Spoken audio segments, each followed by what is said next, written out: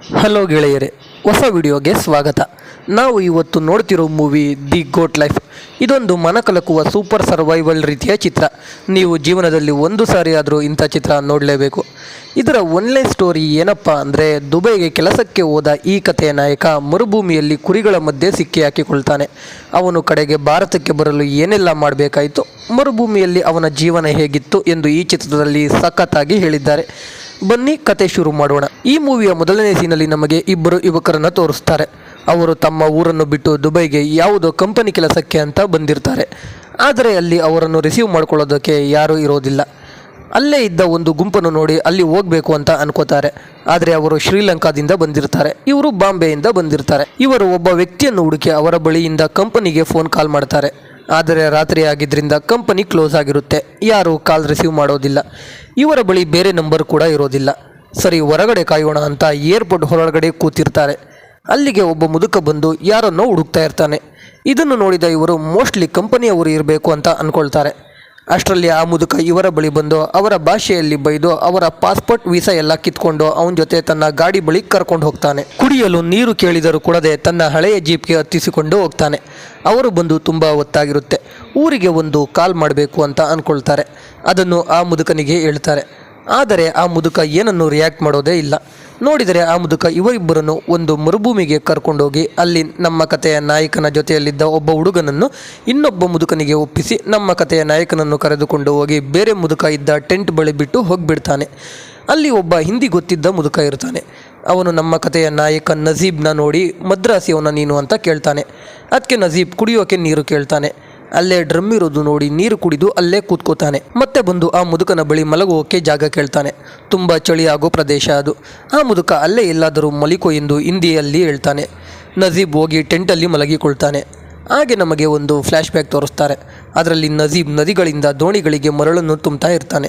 ಅವನ ಗೆಳೆಯ ಸಂತೋಷ್ ಎನ್ನುವವನ ಬಳಿ ದುಬೈಗೆ 2 ವೀಸಾ ಇರೋದು ತಿಳಿದು ಹೋಗೋಕೆ ಎಷ್ಟು ಖರ್ಚಾಗುತ್ತೆ ಅಂತ ಕೇಳ್ತಾನೆ. ಅದಕ್ಕೆ ಅವನು 30,000 ಅಂತ ಹೇಳ್ತಾನೆ.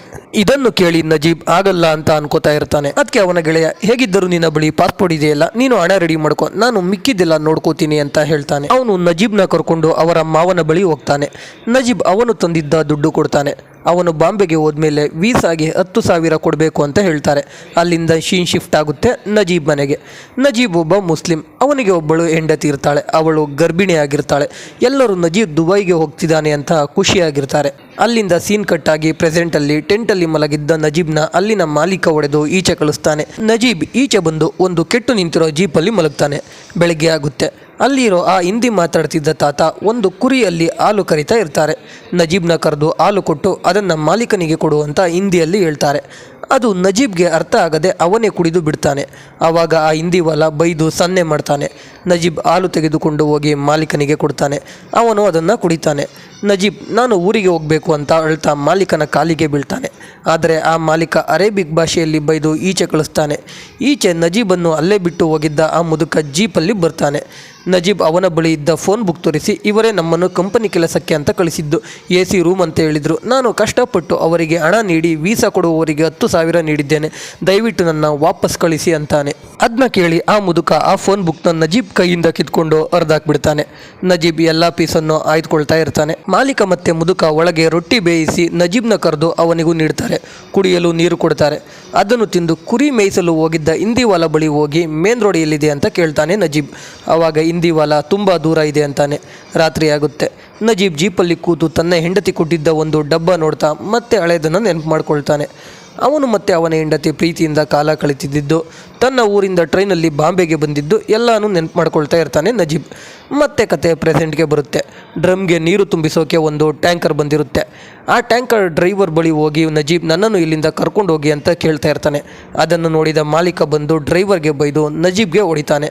ನಜೀಬ್ ಹೊಡೆಯೋದನ್ನ ತಡೆದಿದ್ದಕ್ಕೆ ಟೆಂಟ್ ಒಳಗೆ ಹೋಗಿ ಮಾಲೀಕ ಬಂದೂಕು ತಂದು ನಜೀಬ್ಗೆ ಹೊಡೆದು ವಾರ್ನಿಂಗ್ ಕೊಡ್ತಾನೆ. ಮತ್ತೆ ನಮಗೆ ನಜೀಬ್ನ ಫ್ಲ್ಯಾಶ್ ಬ್ಯಾಕ್ ತೋರಿಸ್ತಾರೆ. ಅಲ್ಲಿ ನಜೀಬ್ ಮತ್ತೆ ಅವನ ಹೆಂಡತಿ ಮದುವೆಗೂ ಮುಂಚೆ ಕಾಲ ಕಳೆಯುತ್ತಿದ್ದು, ಮದುವೆಯಾಗಿದ್ದು, ಚೆನ್ನಾಗಿ ಬಾಳಬೇಕೆಂಬ ಕನಸು ಕಂಡಿದ್ದು ಎಲ್ಲನೂ ತೋರಿಸ್ತಾರೆ. ಕತೆ ಮತ್ತೆ ಪ್ರೆಸೆಂಟ್ಗೆ ಬರುತ್ತೆ.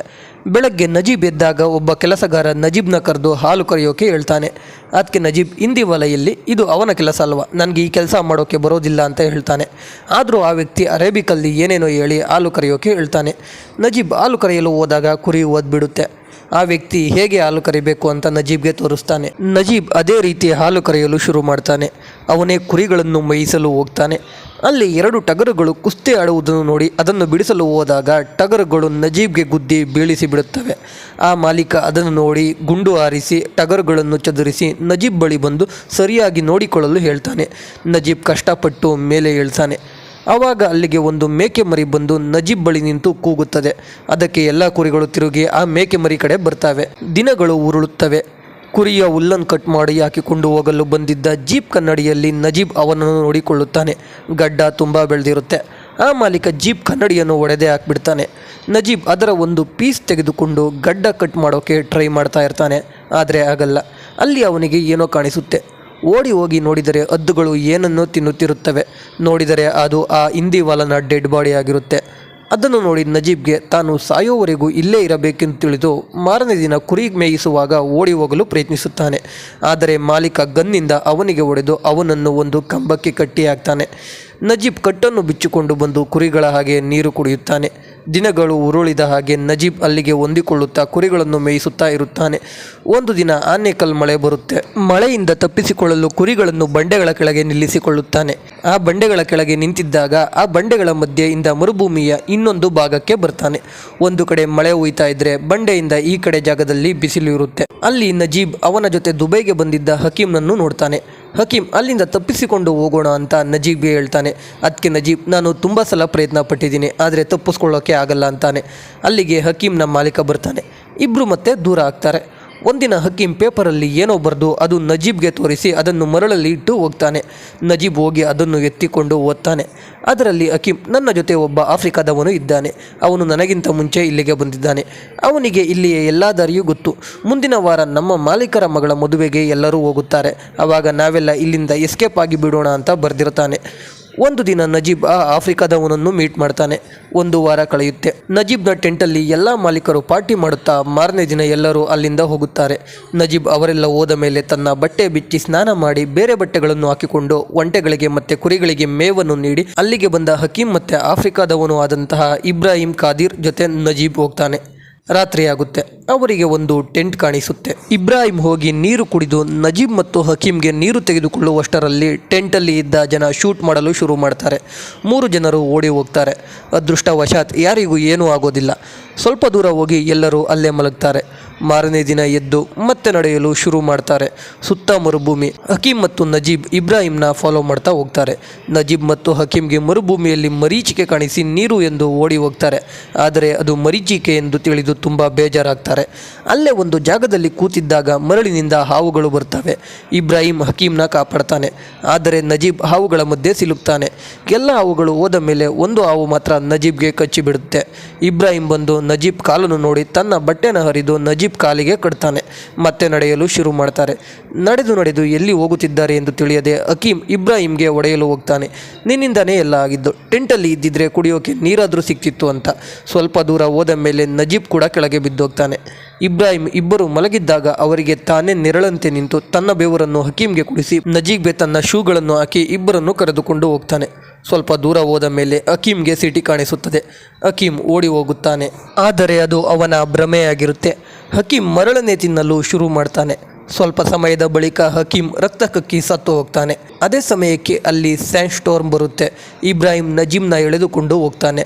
ಸ್ಯಾಂಡ್ ಸ್ಟೋರ್ಮ್ ನಿಂತ ಮೇಲೆ ಇಬ್ಬರು ಮರಳಿನಿಂದ ಮೇಲೆ ಬಂದು ಸ್ವಲ್ಪ ದೂರ ಹೋಗ್ತಾರೆ. ರಾತ್ರಿಯಾಗುತ್ತೆ.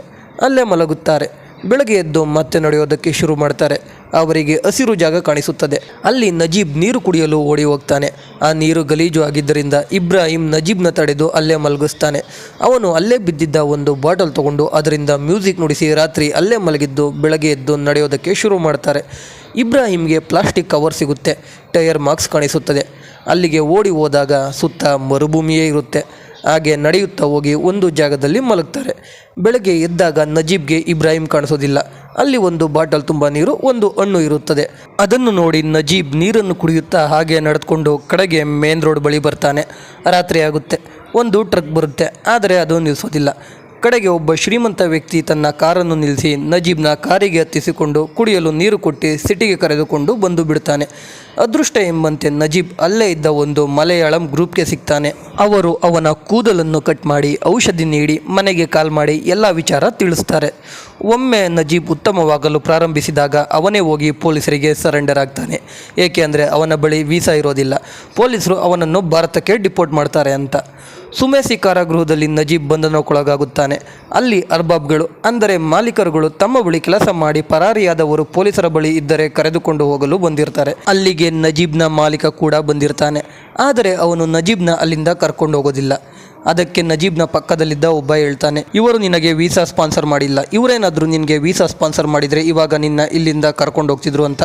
ಆವಾಗ ನಜೀಬ್ಗೆ ಅರಿವಾಗುತ್ತೆ ತನ್ನನ್ನು ವಿಮಾನ ನಿಲ್ದಾಣದಲ್ಲಿ ಅಪಹರಿಸಿ ಗುಲಾಮನನ್ನಾಗಿ ಬಳಸಲಾಗಿದೆ ಎಂದು. ಆದರೆ ವೀಸಾ ಬೇರೆ ಯಾವುದೋ ಕಂಪನಿಯಲ್ಲಿ ಬೇರೆ ಯಾವುದೋ ಕೆಲಸಕ್ಕೆ ಇತ್ತು ಎಂದು ತಿಳಿಯುತ್ತದೆ. ಕೆಲವೇ ವಾರಗಳಲ್ಲಿ ಸೌದಿ ಅರೇಬಿಯಾದ ಅಧಿಕಾರಿಗಳು ಭಾರತಕ್ಕೆ ಡಿಪೋರ್ಟ್ ಮಾಡುತ್ತಿದ್ದಾರೆ ಎಂದು ನಜೀಬ್ಗೆ ತಿಳಿಯುತ್ತದೆ. ಕಡೆಗೆ ನಜೀಬ್ ಭಾರತಕ್ಕೆ ಬರೀ ಕೈಯಲ್ಲಿ 4 ವರ್ಷಗಳ ನಂತರ ಹಿಂದಿರುಗುತ್ತಾನೆ. ಇಲ್ಲಿಗೆ ಈ ಕತೆ ಮುಗಿಯುತ್ತೆ. ಈ ಕತೆ ನಿಮಗೆ ಇಷ್ಟ ಆಗಿದ್ರೆ ಇದೇ ರೀತಿ ಹೆಚ್ಚಿನ ಕತೆಗಳನ್ನು ಕನ್ನಡದಲ್ಲಿ ಕೇಳುವ ಆಸೆ ನಿಮಗಿದ್ರೆ ಚಾನಲ್ನ ಸಬ್ಸ್ಕ್ರೈಬ್ ಆಗಿ ಪಕ್ಕದಲ್ಲಿ ಕಾಣುವ ಬೆಲ್ ಐಕಾನ್ ಅನ್ನು ಒತ್ತಿ ಸಪೋರ್ಟ್ ಮಾಡಿ. ಧನ್ಯವಾದಗಳು. ಜೈ ಕರ್ನಾಟಕ.